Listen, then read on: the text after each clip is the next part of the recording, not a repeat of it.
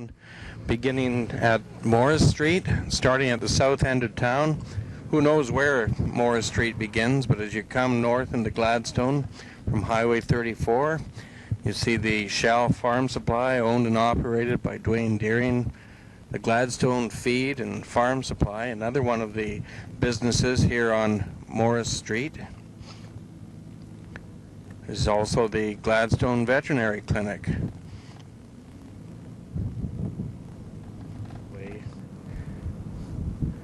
Of course, the municipal office coming up here in just a few seconds.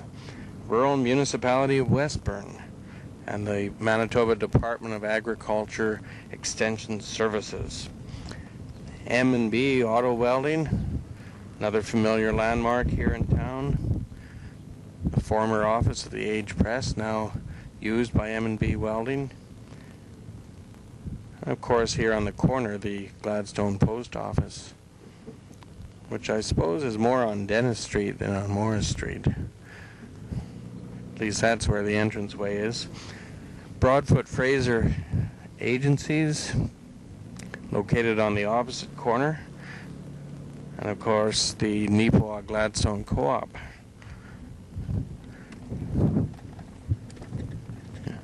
People busy here on this morning, stopping in to do some shopping.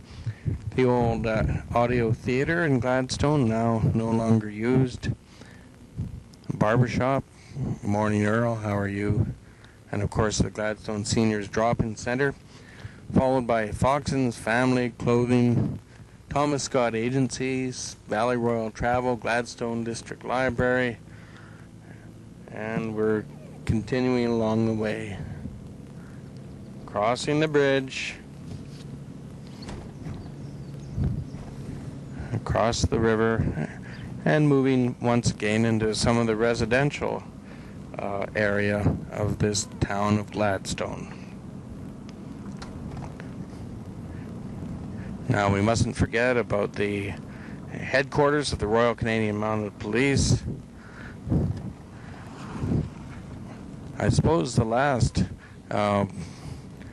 point of interest along this Morris Street tour. Okay, now we're just going to head south along Morris Street.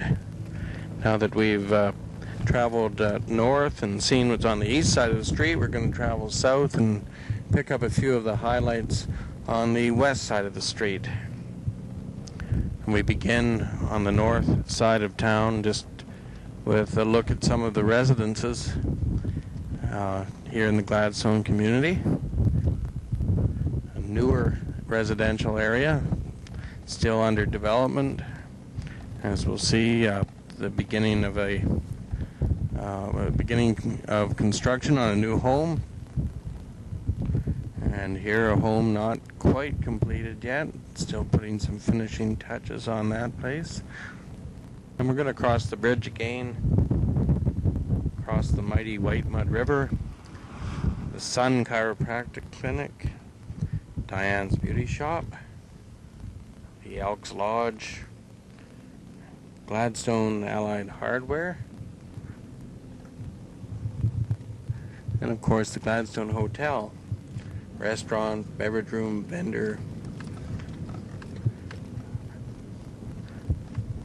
and one of the most historical points in the Gladstone community, well known throughout the province, partly because of press coverage and so on, the Paris Cafe,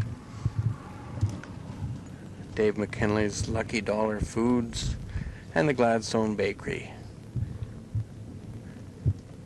Now we catch just a glimpse of Dennis Street, which we'll be looking at more closely in a few minutes. And we move across here to the Gladstone Farm Supply, Co-op Farm Supply.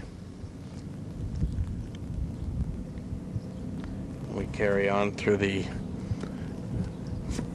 residential area, the Gladstone United Church. Right. But there's things like that they're doing, Speck's Milk Service, for example. The camera lady right here that I'm looking at. Mm-hmm. I believe, I'm not sure, but I think she's offering free babysitting service that day. I think you're going to have to check that out with Gwen Speck. Well, we'll have to talk to Gwen about that in just a few minutes. Thank you, Dave. We're coming in from the west side of town, and we're going to be looking at those businesses located on the south side of the street. The first one we come across is the Gladstone Auto Electric, owned and operated by Gary Sabula. A couple of the homes located here on Dennis Street. And then Gary's Sale and Service, also a pop shop, an auto body shop, a host of other things. Clark's Funeral Home. And of course, across the street from Clark's Funeral Home, across Galloway Street, is the Royal Canadian Legion. First of all, the hall, and then the club room, followed by the Anglican Church. Some of the trailers, Gladstone Transfer, and the Gladstone Town Hall.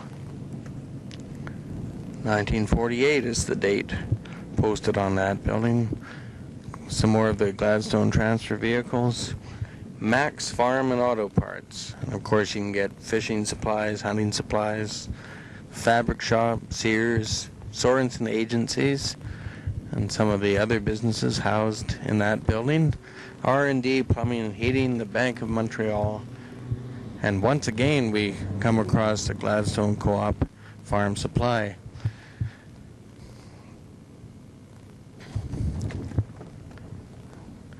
The post office.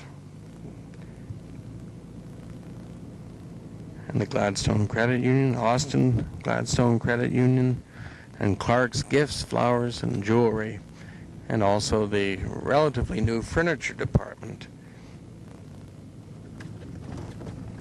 Crossing the railroad tracks, let's see the grain elevator.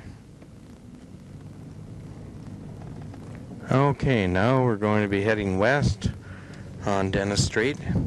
We see the Gladstone Masonic Temple.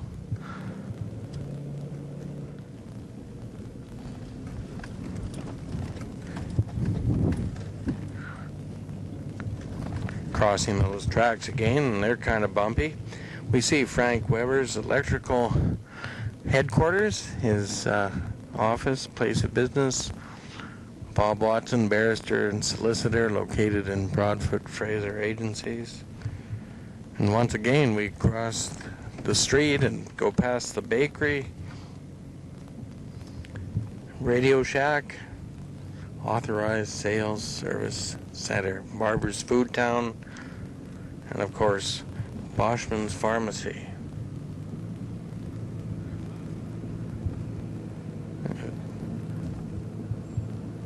Moving along the street, the garage for the town of Gladstone, the bus depot and coffee shop, Kennedy's Coffee Shop.